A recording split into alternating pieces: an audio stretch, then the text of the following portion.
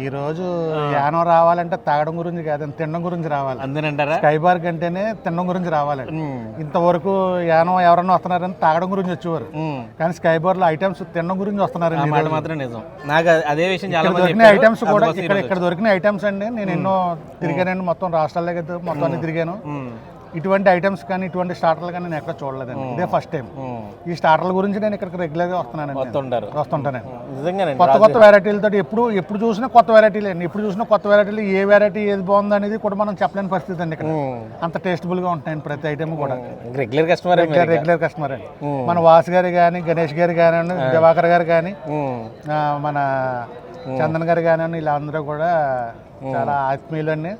వీళ్ళందరూ కూడా చాలా ప్రేమతో పలకరింతారండి.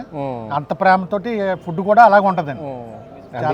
చాలా ఆనందంగా ఫ్రెండ్లీ రిసీవింగ్ ఉంది కాబట్టి చాలా మంది చాలా చోట్ల నుంచి వస్తున్నారు. మన బిగ్ బాస్ మన గణేష్ గారు అయితే చాలా ఆత్మీయులు, చాలా బాగా రిసీవింగ్ అయితే మాత్రం చాలా ఎక్సలెంట్ అండి.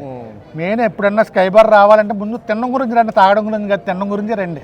నేను అదే చెప్పాను, అదే తినడం గురించి రండి. నిజంగా ఫుడ్ అంతా బాగుంది. ఇటువంటి ఐటమ్స్ మీరు ఎక్కడ చూడలేరండి. అవును, అటువంటి ఐటమ్స్ అండి. ఈ ఐటమ్స్ గురించి ఇక్కడ రావడం జరుగుతుందండి. అటువంటి ఐటమ్స్ మాత్రం చాలా ఎక్సలెంట్ అండి. ఓకే అండి, థ్యాంక్ యూ వెరీ మచ్ అండి. ఇందాక నుంచి పక్క నుంచి నేను చెప్తాను అంటున్నారు, అందుకే తీసుకొచ్చాను. నేను ఎందుకంటే ఫుడ్ గురించి నేను ఎక్కువ ఇంట్రెస్ట్ ఇక్కడికి వచ్చేది, నేను ఫుడ్ గురించి వస్తాను. నాతో కూడా చాలా వీడియోలు ఇక్కడికి వస్తున్నారు. నేను మా గణేష్ గారు కూడా అది చెప్పానండి, నేను ఇక్కడికి వస్తుంటేనే ఫుడ్ గురించి వస్తుంటారని అని చెప్పేసి. ఓకే.